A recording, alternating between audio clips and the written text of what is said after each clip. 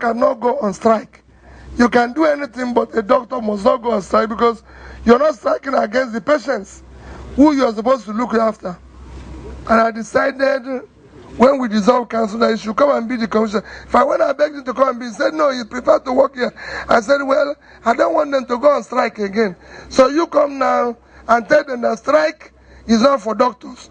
He said they've signed that for him, he must look at his. They even came to stop him from working. He said, no, you're striking against government. These are my patients. I must look after them. So he's the commissioner now. He can tell you everything about here. I didn't know him, I don't know his village, but he's the commissioner because he's the one who is supposed to be commissioner here. Thank you. Well, I would like to introduce the acting chief medical director and the provost of the College of Medicine, Professor Frank Abuaka. He's here. So this is the teaching hospital. In 2009 we started, and before then we just had a few buildings here. All the new structures you've seen were added to make sure that the hospital scaled the accreditation process, which it did actually in May last year. So these are the structures, and here is the general outpatient department, please, and there is the laboratory complex, and in front is the admin block. Okay, these are the wards, and over here is the College of Medicine. I would like Professor Abuaka to say something about that. And pharmacology. Thank you very much. Pathology and pharmacology. No, well, you know, the teaching hospital is shared between the medical school and the hospital. Yes, yes. My name is Dr. Ifeanyi Ezeobi. I'm the acting chief medical director of this hospital. As has been explained, maybe as we go around, I'll be able to show you the different. Okay. We can start with the face of the hospital is the accident and emergency, which is the first building that is there. I think we see there on top of it, we have the administrative building. Okay. We are going to look at the accident and emergency, which is the first building, and also we look at the general outpatient department. And if you have time, we'll show you the new student hostel that is being constructed. Now the building is just being erected now. The lab is this is a complex here. Is quite a complex, housing different departments here, different labs. Okay. Doing everything, using our small savings to do so many things. We built a hospital in our village in Emiata. It's one of the remote areas that I'm talking. We have employed her now officially by the government. We are sending her there, giving her the hospital as part of package to look after her people. She's a wonderful fellow. What's the name, sister? Ameke Maria Sapiencia. Ameke is the surname. The other one, Maria. Yeah, sister Ameke. Maria who? Sapiencia. Sapiencia. It's complicated. No, it's okay. Good name.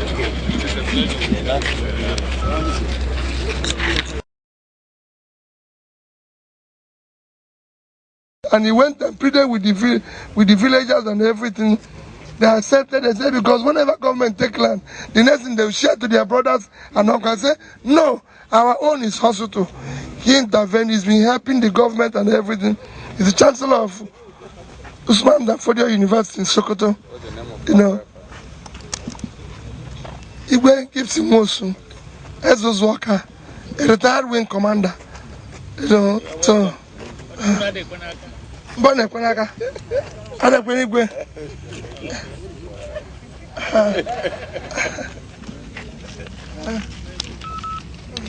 So what is We are just here to show them. Since Minister is here to see what we are doing. Minister had initiated something that has not been done in Nigeria before by previous ministers. Let's go and see those things. So Nigerians will know what is happening in Nigeria. So that by the time they finish here, they know the teaching hospital in Oka is not by sending photographs to Abuja. They want to see it and see that it is working and people are using it. That's why they're here. Thank you. See. Yes. Let's look. The main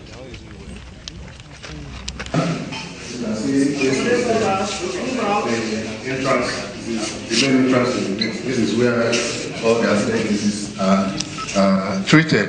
We have doctors and nurses. It's about a 15-bedded structure because it's supposed to be a temporary place. Most patients that are treated here are transferred to the wards within 24 hours once they are stabilized. Thank you, sir. Here at the General Outpatient Department is first point of call for anybody that is not an emergency that's coming to the hospital. That's where they get. Then by the side, that is the specialist clinic where the specialist consultants do consult. So most patients that need special attention after going through the General Outpatient Department that need are referred to the consultant clinic where they receive attention. Then beyond this, there's a gangway that leads to the ward. You can see that the whole structures are linked, so that even somebody that cannot walk, you can actually use wheelchair and trolleys to evacuate any patient from the General Outpatient Department or from the consultant clinic. And there is a walkway that links all the ward in this hospital. So everything is, there's a close knit. From this side. Project. Your name? Your Excellency, actually this is a very marvelous project. And one wonder how you were able to generate the resources to do it when it was started. At least that will help us to be able to put our own story in order. Any other question, please? Yeah. So I want to know the kind of facilities you have in this hospital, and the staff strength and the capacity of the hospital itself. Any other question? Thank you. Mazi Chidikuko from Civil Society. Please, do you have a children's department in this place? Because I have not heard about it. Answer. Well, this is a 200-bedded teaching hospital complex, and it has about 50 consultants. Today is a public holiday. You would have seen a beehive activity in that general outpatient department. About 50 consultants, 110 nurses. Medical officers are about 40 in number, and then you have other health workers. There are so many of them. And about the pediatric ward, we have a very good one. We have even a newborn special care unit with incubators and the rest of them there. They're just down there. I don't know the amount of time you have. So we have a pediatric ward complex. And part of what I promise them I'll get when I get over there is a new pediatric complex, housing the children and outpatient department and then what you call the children emergency department. It's going to be a complex, and already His Excellency has promised that we'll soon sign that one. Already started with the student hostel that is down there. The name of the hospital is Anambra State University Teaching Hospital, Amako, Oka. The name Amako has to be there for certain reasons. No, not Marco, please. We have 15 pharmacists here working. We have a very good pharmacy department. And then let me add that just about 3 weeks ago, the Pharmacist Council of Nigeria came to this place and we got the accreditation to start training intern pharmacists. So we on, as far as the pharmacy is concerned, our department is fortified in that area. I'm the Honorable Commissioner for Health, Dr. Lawrence Ikako is my name. About Well, issue of resources, quite frankly, I wish I can answer it when you're through. For us as the people, I will answer that question, but I want you to see other things we're doing, and then I can take it as a collective question to tell you exactly what we're doing.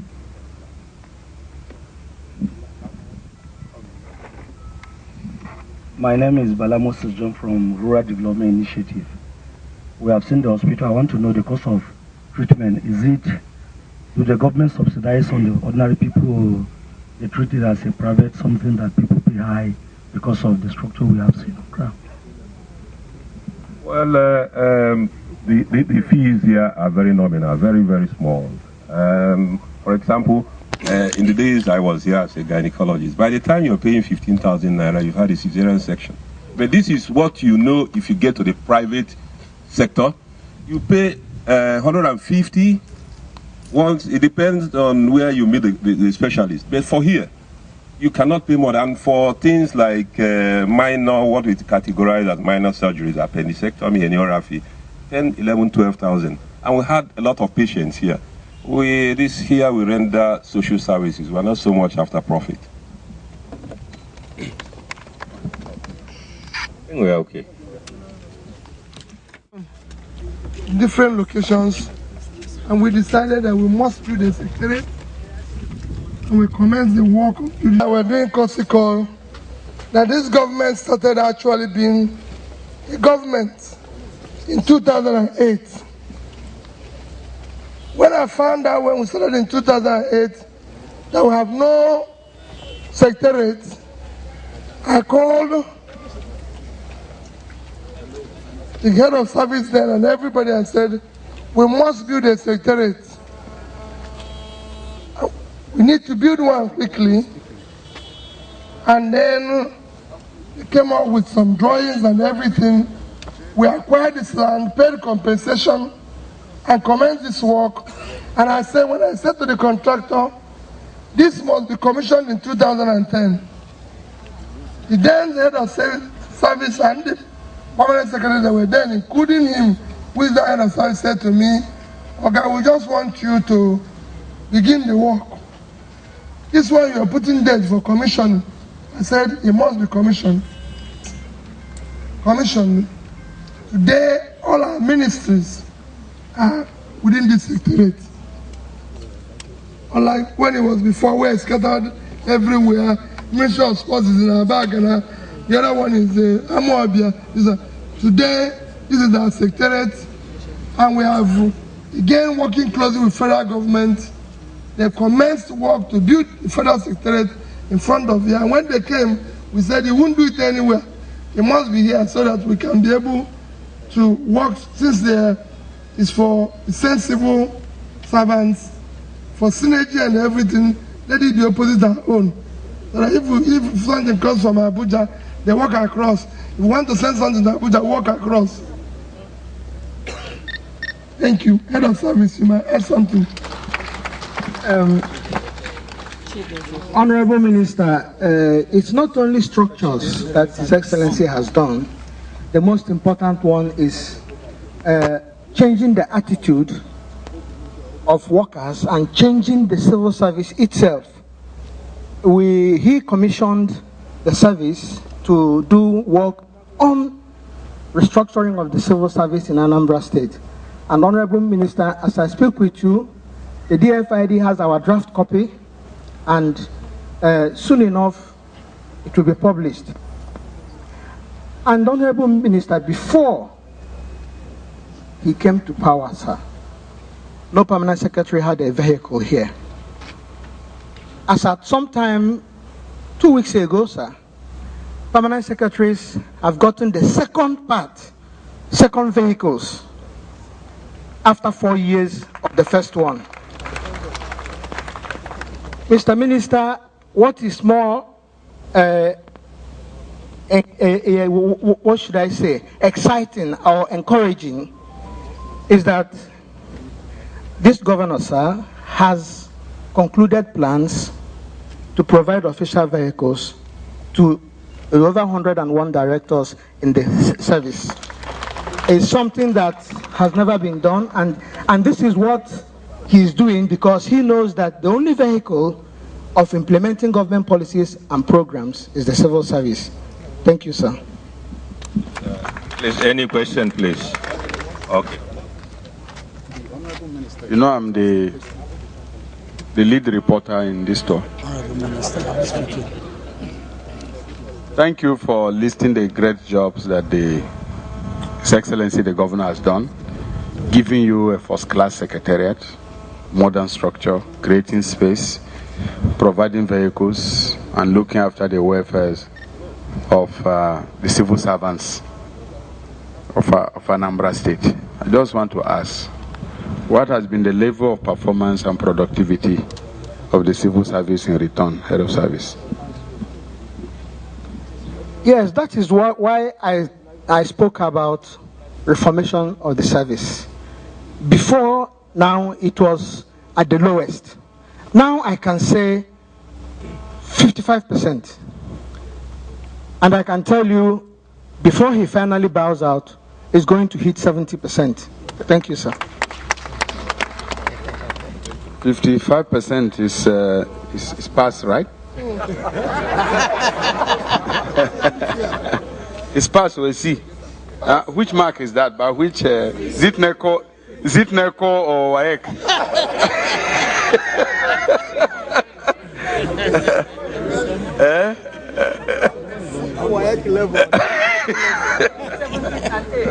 Okay. Please do any question, please. Yeah.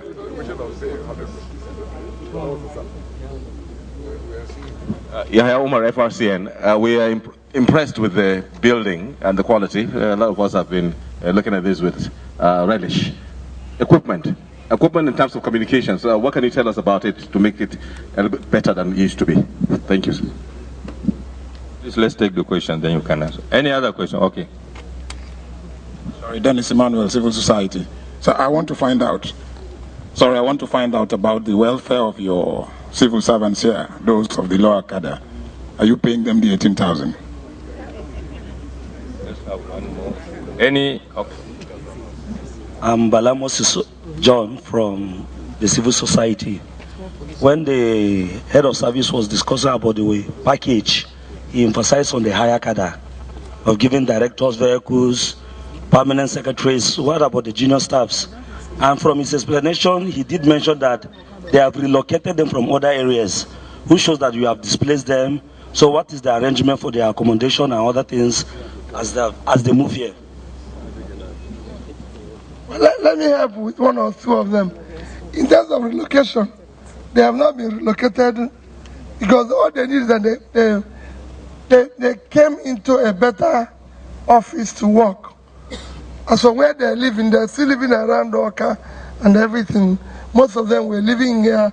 So, but we're trying to do something with regards on issue of saying it's for the higher. Somebody asked whether we're paying 18,000. You can ask that question again. We started paying 18,000 over a year ago. I'm sure we started when it started in 2000, I think June 2010. Whatever minimum wage started, we are paying minimum wage.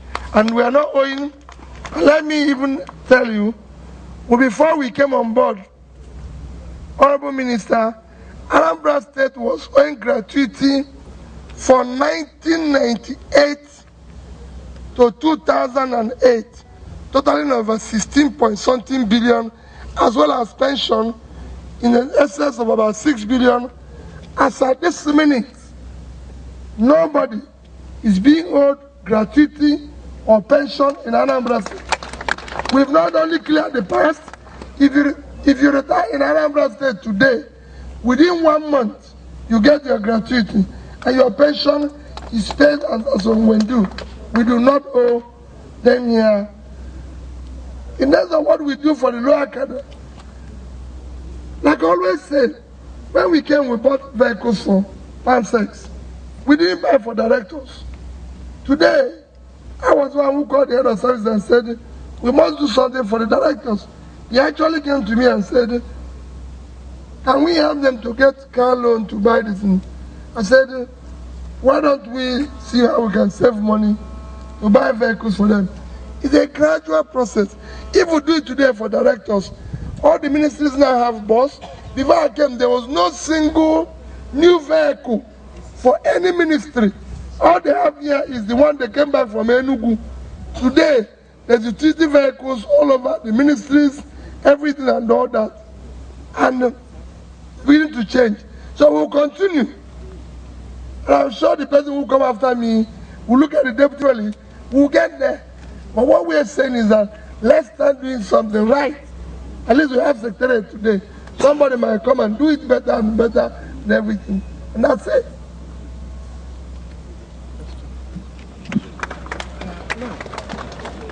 I think we're okay, Honorable.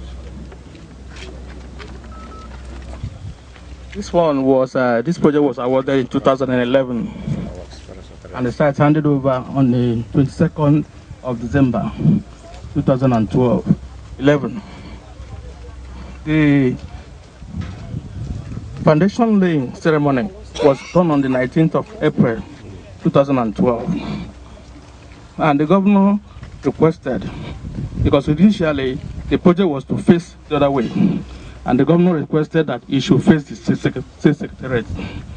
So presently it's facing the state secretariat, but we have some other involvements in that there was a redesign to accommodate the other side because of the terrain. We now have a basement. That slowed down the project a bit. The project was awarded to Costco Investment Limited, and at a cost of 2.5 billion naira. The contract period is 72 weeks, and the percentage completion to date is about 16%. That's the stage we are now. That's the site engineer. You have heard the background. Please, is there any question?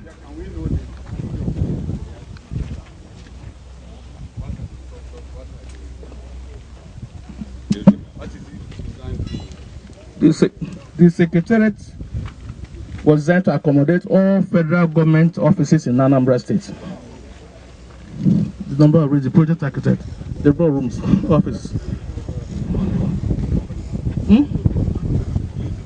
240 offices. 240 offices. The parking lot is about 350. Architect Okafor, I'm the project architect. My Honorable Minister, sir, the total number for accommodation for this project is about 240. And the packet, 40 offices. We have conference rooms, about 5 or 6 conference rooms.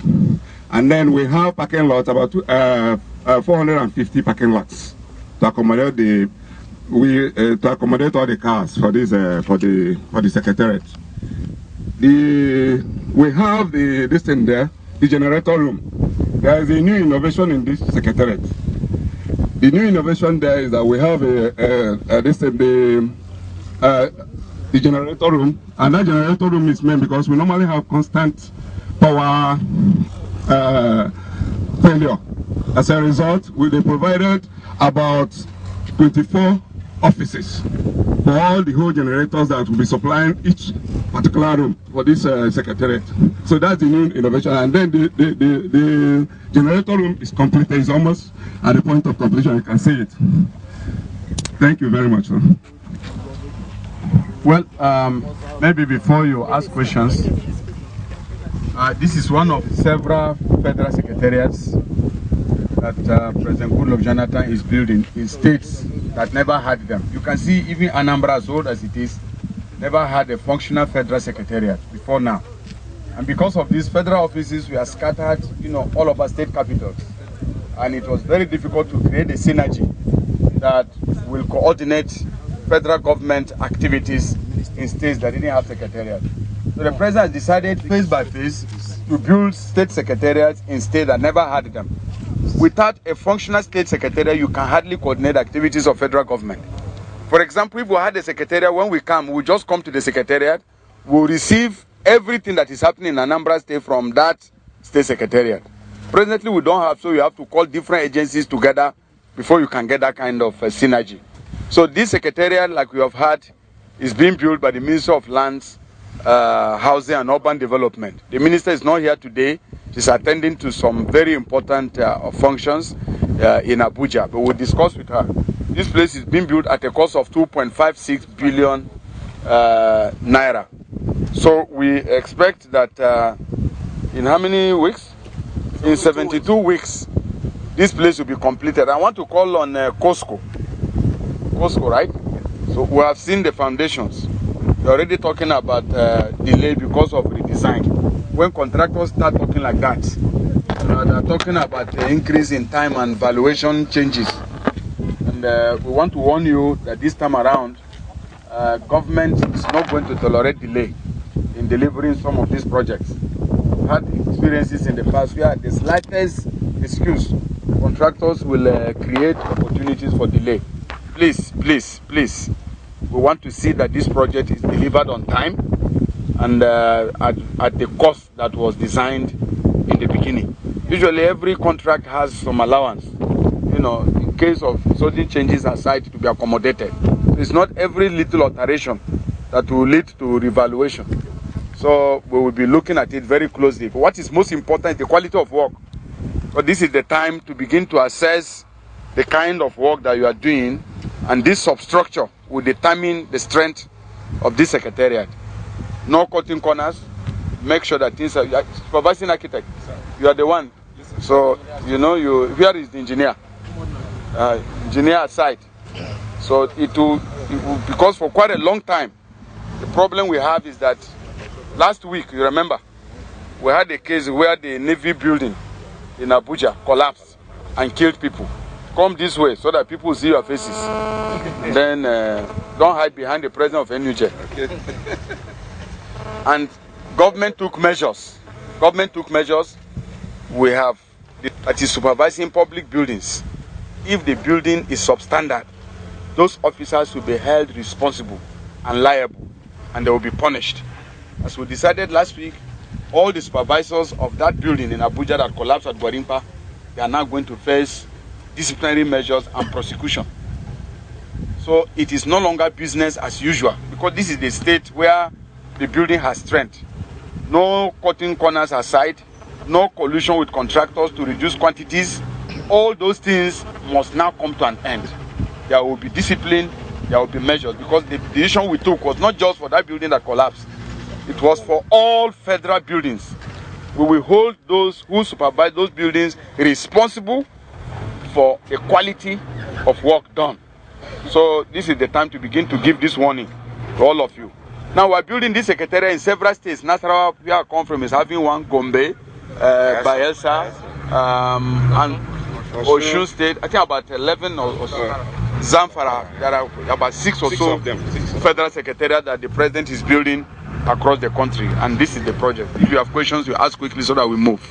And I want to commend the state governor first for giving us this land, which is a good place, and even more so for the wisdom to just locate it opposite the state secretariat that he has built. Now the idea of a federal secretariat is to create synergy between the federal and the state government. So whatever agency, whether it's Ministry of Health, there will be collaboration between the federal and state Ministry of Health. That's how it works. So because it is here, it is going to reduce the cost of transactions. Instead of people moving from place to place, they can just simply walk across and do their job. And this is very, very good. And I think this wisdom should be replicated in those states that are yet to have their own secretariats. This is really a very good example of how, you know, we can think ahead and reduce the cost of governance. Thank you very much. Any question? You agree with me that the major problem facing civil servant, especially federal civil servant in Nigeria, is the problem of housing. And you have been emphasizing on building federal secretariat in most of the states. What are you doing about alleviating the problem of housing? Well, first of all, the Minister of Housing just recently unveiled a new housing policy, which was never there for decades. And that's the difference between this administration and previous administrations, where we used to do things in fits and starts. Now we have a new housing policy which is aimed at closing the housing gap in Nigeria, rebuilding the mortgage industry.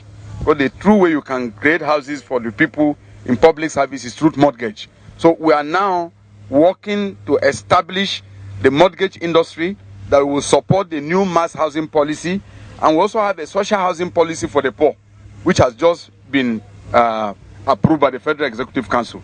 So on this strength alone, I can assure you that in the next 2-3 years, a lot of civil servants will be able to get loans through which they can either build their own houses or acquire houses that are being built by the Ministry of Lands, Housing and Urban Development.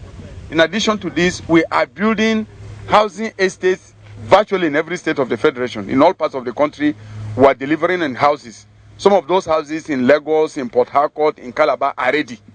So this is being done across board. But the most important thing is access.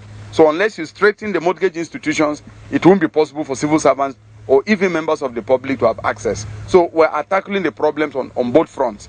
A policy that drives private sector intervention such that we can deliver hundreds of thousands of houses in a short period of time, and also a policy that strengthens mortgage support so that the poor and civil servants can have access to housing. All those who are doing at the present time.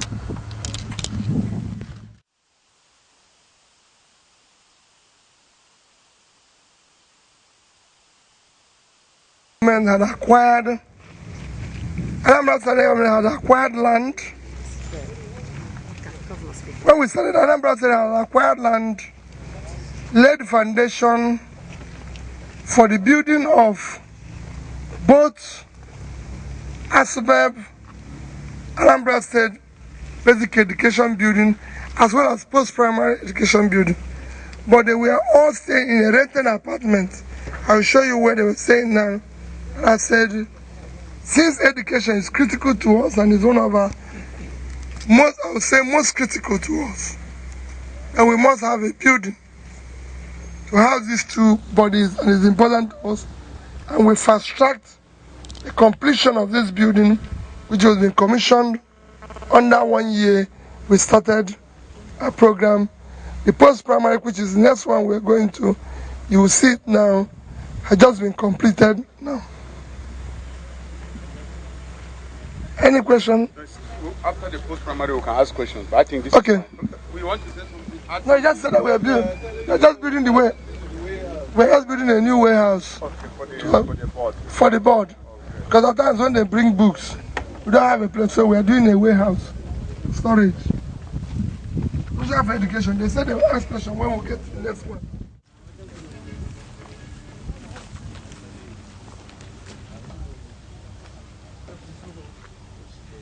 Primary section, which is ASUBEB, and this were being housed in a rented apartment. And I said, no. If we are going to have our education and do the proper work and everything, the board and those who are supervising it must be in our own building. And we decided to procure these two buildings. But we commenced to work with the primary section and said, let's complete, which is a strategy we use here. When we have 2 or 3 buildings, even in the secretariat, we start with one. When we complete one and it's in usage, then we'll start the other. You can see this one. As at now, we've not just awarded the contract even for the landscaping, all the money is with the Ministry of Education. That's why I said this is as good as completed. Within the next 3 months, if you come here, it will be occupied, because we've done everything possible and ensure that the Ministry of Education have all the money, including for landscaping and everything. So this is our post-primary education board office.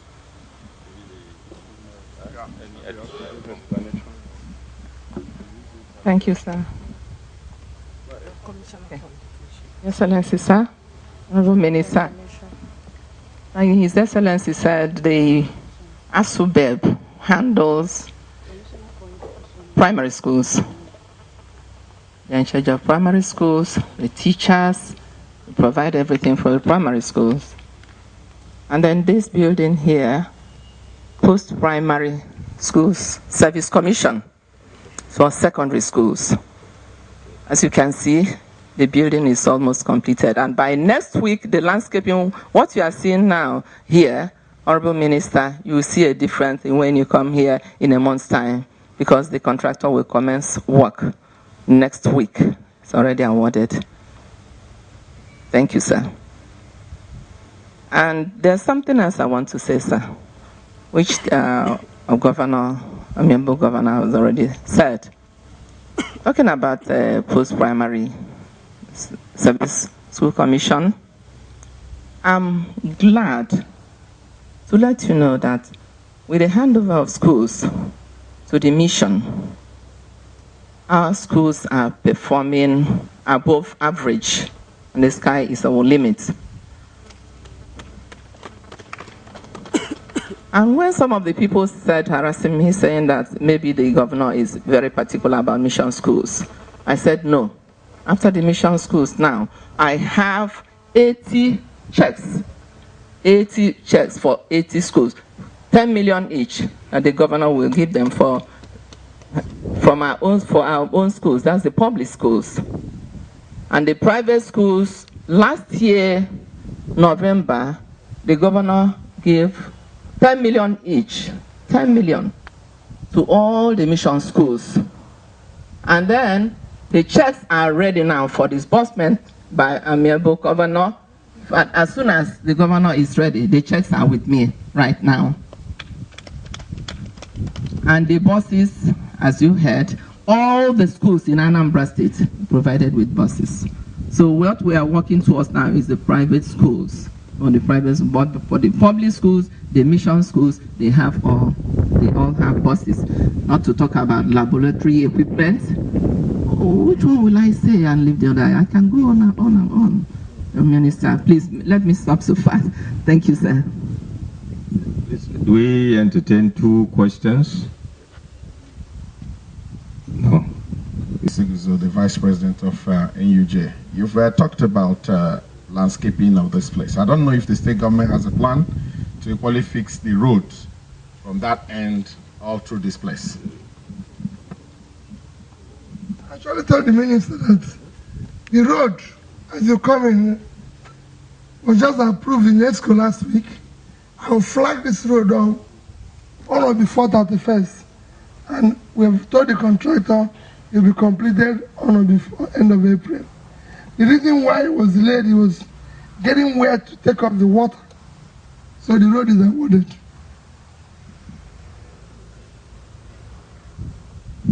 Adiola Ojo, National Planning Commission. Basically, educational programs are assessed or they are evaluated in 2 ways. That's the quality and accessibility. Now, the government has said so much about the quality of education, which is obvious. But then I want to talk about accessibility. How is the government going to ensure that education here is done at moderate fee? I don't know, probably there's a program basically on free education or something. I just want to know about the accessibility for the common man in the educational sector in the state. Thank you. Under the universal basic education, which is from primary to JS3, it remains free. For the secondary school, it's equally near that, as what they pay is under 2,500 naira. And I don't think, like I always say, people when they say, oh, it's free, I said, what is the difference between free and 2,500 naira? You just want to, of course, they have to buy chalks and certain things.